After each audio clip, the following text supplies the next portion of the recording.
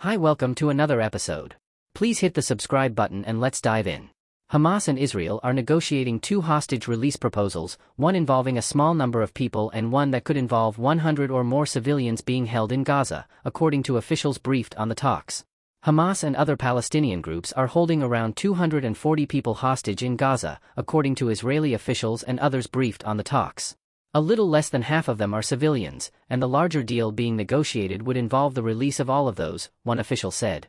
Under one proposal being discussed, Hamas would release 10 to 20 civilian hostages, Israeli women and children as well as foreigners, including Americans, in exchange for a brief pause in hostilities, one official briefed on the talks said. That could be followed by a larger release of about 100 civilians if terms are met.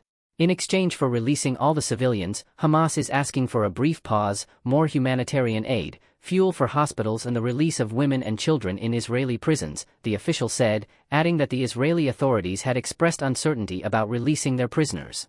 Qatar, which hosts the political offices of Hamas, has been the main mediator in the talks, and senior United States officials are also involved. American officials have broadly endorsed the notion of Israel pausing its attacks in Gaza for a hostage release, saying this would allow humanitarian aid to enter Gaza and the hostages to leave. On Friday, Secretary of State Antony Blinken said at a news conference in New Delhi, "We'll continue to focus relentlessly on getting our hostages home." The office of Prime Minister Benjamin Netanyahu of Israel declined to comment. Hamas has refused to release any of the military-age Israeli men it is holding in Gaza, according to the officials. One official said a complicating factor was that Hamas had told Qatari negotiators that it held 20 or fewer civilians, and that the others were being held by Palestinian Islamic Jihad or other groups or individuals in Gaza who are not part of the Hamas command structure. The official said the governments involved in the talks had not independently verified this claim. In recent weeks, some Hamas officials have tried to argue that the group's fighters raided only military outposts in Israel on October 7, when armed men killed about 1,400 Israelis and took about 240 people hostage. But videos and other evidence show that Hamas also attacked civilians in their homes. Hamas officials are telling negotiators that they have all or almost all of the Israeli military personnel who were captured, numbering 130 to 140, but have no intention of releasing them soon, an official said.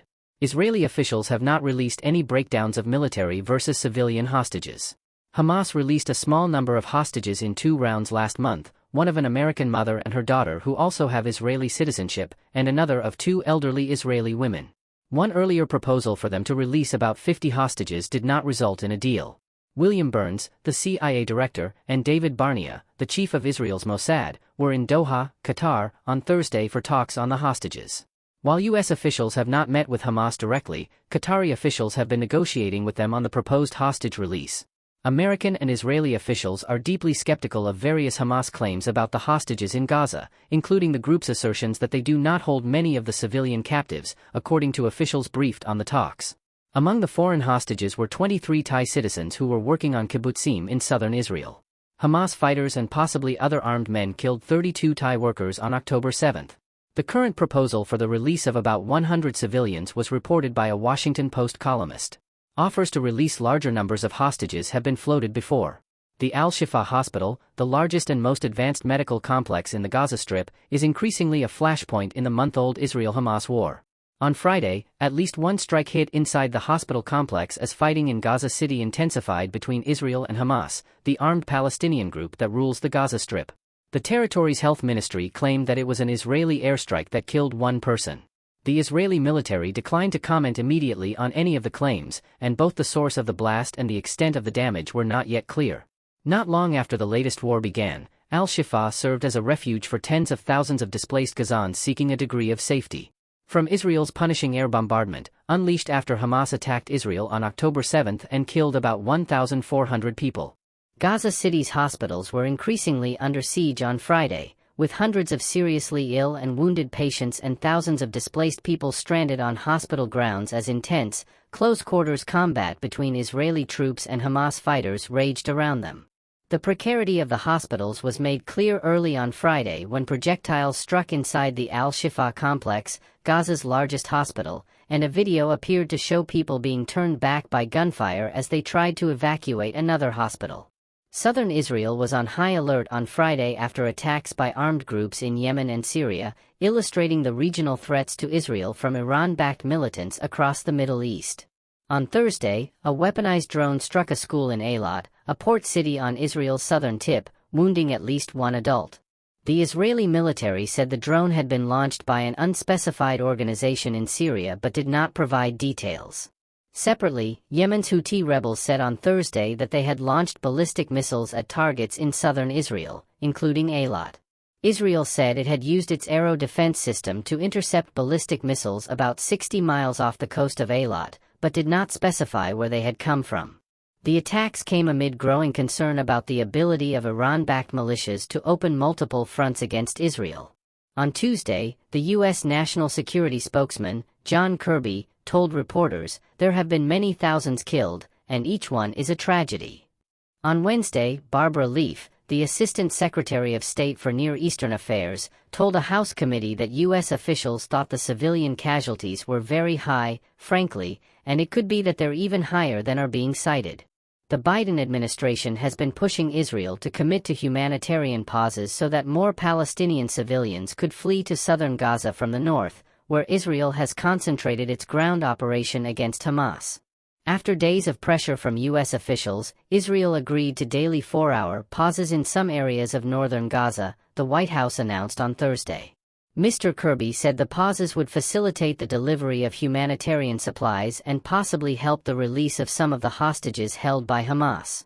American officials have also spoken about the humanitarian crisis in Gaza, echoing the warnings of United Nations officials and aid workers that more than 1 million people have been displaced from their homes. The United Nations has called for a ceasefire, which U.S. and Israeli officials have resisted, arguing that it would give Hamas time to regroup. Against a backdrop of mounting international outrage over civilian casualties as Israel wages war on Hamas, President Emmanuel Macron of France on Friday called on Israel to stop the killing in Gaza. De facto, today, civilians are bombed, de facto, he told the BBC in an interview. These babies, these ladies, these old people are bombed and killed. So there is no reason for that and no legitimacy. So we do urge Israel to stop. France, like much of the Western world, considers Hamas a terrorist organization, and Mr. Macron stressed that his country had experienced terrorism and condemned Hamas's devastating October 7 attack on Israel. But he said there was no justification for bombing civilians who were not tied to Hamas. The remarks came a day after a humanitarian aid conference in Paris focused on the war in Gaza. In the BBC interview, Mr. Macron said the conference had produced a consensus among aid agencies and governments that a humanitarian pause followed by a ceasefire was needed to protect civilians. The Israeli Prime Minister, Benjamin Netanyahu, has said that a ceasefire would be contingent on the release of hostages. Israel says that 239 people abducted from Israel on October 7 are still being held. Meanwhile, demonstrators gathered outside the official residence of the UN Secretary-General, Antonio Guterres, in Manhattan on Friday morning to criticize him for not doing enough to free the 239 hostages Israel says were abducted during Hamas's October 7 terrorist attack. They strung masses of paper butterflies, one for each hostage, on a tree in front of Mr. Guterres's residence, near the UN headquarters, and took turns reading out the hostages' names. Some protesters held up flyers showing the faces and names of hostages and labeled "kidnapped" in capital letters. Thanks for watching and see you again in another episode of World Formatics.